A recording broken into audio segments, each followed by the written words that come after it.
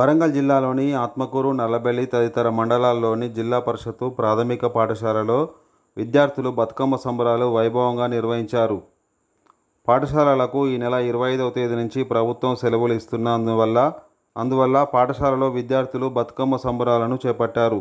బతుకమ్మలను బాలికలు తయారు చేసి పాఠశాలలో ఉపాధ్యాయుల ఆధ్వర్యంలో సాంప్రదాయ పాటలతో బతుకమ్మ సంబరాలను నిర్వహించారు.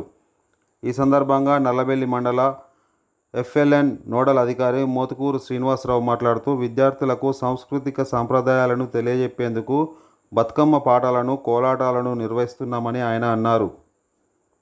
విద్యార్థులు ఆటపాటలతో బతుకమ్మ పండుగ సాంప్రదాయాలను ముందస్తుగా నిర్వహించడంతో పాఠశాలలన్నీ సందడిగా నెలకొన్నాయి.